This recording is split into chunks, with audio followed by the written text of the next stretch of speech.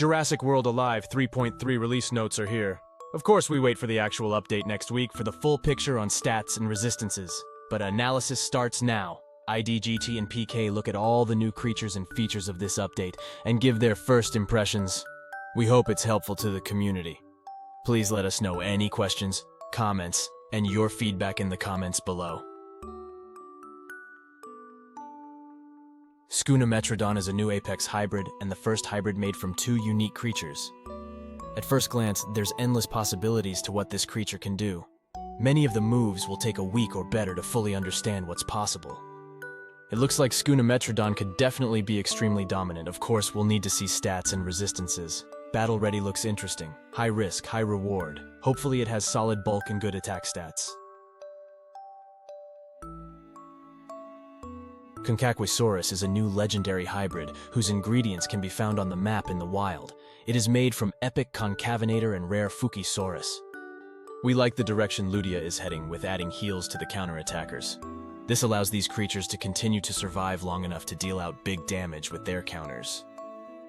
Also, the ferocious resilient strike paired with a counter is an effective combination.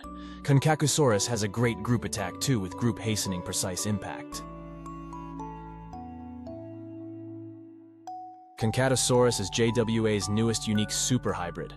It is composed of the new legendary Concakuisaurus and exclusive rare Tenontosaurus. Again, ferocious resilient strike pairs well with a counterattack. This counterattack has a bit more going on than its parents.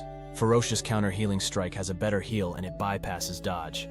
Rampage intervention and cleansing group shield will allow Concatosaurus to have a shield active at all times. Finally, its reactive complements it too. There are 5 Omegas in Update 3.3. We start with Crylophosaurus, which will be in the wild on the map. It will be interesting to see a creature that has Affliction available every turn paired with an instant debilitating attack too. Crylophosaurus has a good swap-in and a 2x heal. Another plus is the group attack and being fully unlocked at level 16. Our next Omega of Update 3.3 is Borealopelta. Ludia tells us that Borealopelta will be on the map in the future. Instant stunning revenge impact looks like a great turn 1 move, and with only a 1-turn cooldown and no delay, it seems strong. The counterattack should help cleanse some distraction and wear down shields. Borealopelta is an all-around solid resilient. Another good swap in too. This Omega should help with the Clever Girl and Fuki problem in tournaments. Vectispinus is another Omega that will be on the map in the future. Vectispinus is probably one of the best Omega of this patch. We are very excited to see this creature in action. Lingering looks to be a really solid new mechanic and fierce resilience should be a strong combination with these moves. Carcharodontosaurus will be on the map when Update 3.3 drops. This giant theropod Omega should be fun.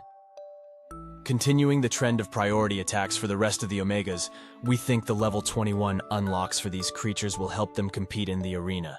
The swap-in looks strong and it has a good distracting group attack, followed up by instant fierce rampage. Carcharodontosaurus should be quite strong if the stats and resistances line up.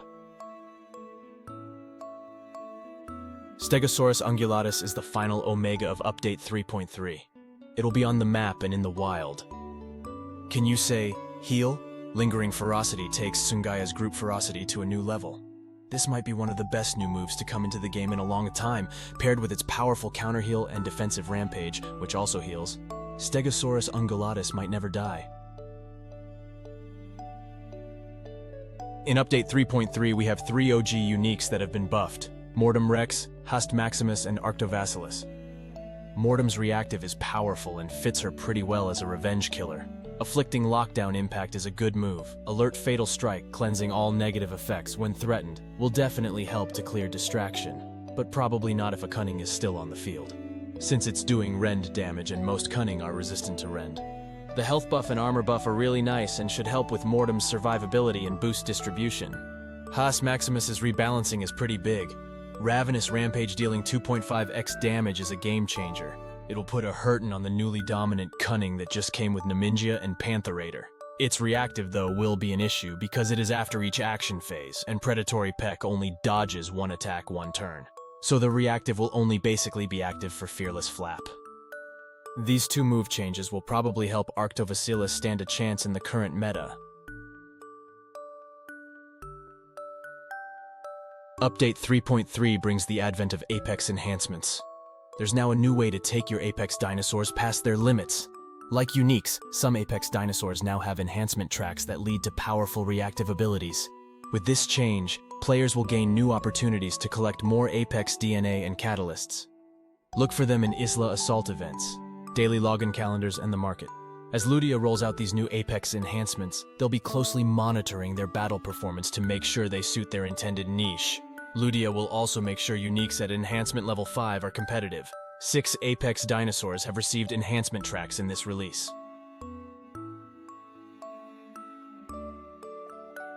This new reactive will help Ankylos Lux's overall survivability, and allow it, in most cases, to get to a possible turn 3 versus some fierce.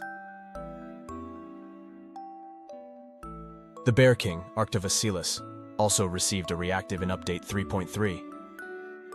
It's a good reactive for Arctovasilas. You can basically swap into a shielded creature, heal 25% from whatever attack is coming, counter power heal paired with reactive heal, and gain speed priority in most cases. Indolycan also received a reactive in Update 3.3. Shields was always Indolycan's biggest weakness. Now, this reactive should help it quite a bit in the meta. Probably something worth pursuing if you are content using Indolycan. In this release, Ludia has implemented a new ability description layout. Look at any dinosaur in the lab to see all its abilities laid out in a tappable horizontal list. This layout better matches the way you'll actually interact with these abilities in battle than the previous vertical style. Here is an example of an ability description. You'll see that each effect of the ability now has its own line, starting with an icon unique to that effect. You can use these icons to quickly understand what this ability will do. Contextual triggers, targets, and states of the ability are all also easier to read with the color coding, icons, and indentations in the new description layout. And if you're unsure what any icon or effect means, just tap the info button in the top of the abilities section. This will open a contextual glossary defining each effect in this ability. Just like before, the ability's effects are listed in the sequence they will play out in battle, so you know exactly what you're going to get. Take a look at images of the new layout and glossary. In this update, Ludia is introducing some changes to Omegas to improve their accessibility. More Omegas on the map, plus more attempts. With these incoming changes, expect to see more Omegas in the wild as they'll spawn more frequently. This means more opportunities to dart their DNA, level them up, and include them in your roster. Omegas in the wild now exclusively have their own darting limit, which means you can dart more of them without worrying about maxing out your attempts on other Omegas. Starting in this update, Omega's weekly darting limits will also increase. More Omega DNA rewarded in successful darts. The amount of Omega DNA rewarded per successful dart will be increased. Hitting the bullseye will net you twice as much Omega DNA than before, so make sure to try your best to perfectly dart them for additional DNA. Omega Scents are coming to Jurassic World Alive in Update 3.3. Use this synthesized scent to draw Omegas towards you on the map. This item will also guarantee you at least one Omega encounter. More Omega DNA in events. Ludia also states they will increase the amount of Omega DNA rewarded for completing challenging events, such as seasonal PvPs, Isla events, and Alliance championships. Coming soon, Omega-themed login calendar. To celebrate these changes, Ludia will be releasing an Omega-themed login calendar soon. Make sure to log in daily to claim more than 4,000 Toro DNA, Omega Scents, and more items to bring your Omega game to the next level. This is a really big update. There is almost a nice balance between Omegas and new hybrids. We'd like to see this more balanced in future updates. We have mixed feelings on Apex enhancements. On one hand, this adds more options to the arena, but on the other hand, this increases costs and the amount of time needed to fully max some of these raid Apex. We see that Ludia says they will increase the chances to collect this Apex DNA, so we'll see how easy it is moving forward. At first glance, all these creatures look great and it looks like they will make an impact to all areas of the game. Also, we may finally have some strong resilience that could possibly make it in the arena. We are looking forward to Tuesday and cannot wait to show you the creatures of this update in action. Stay tuned.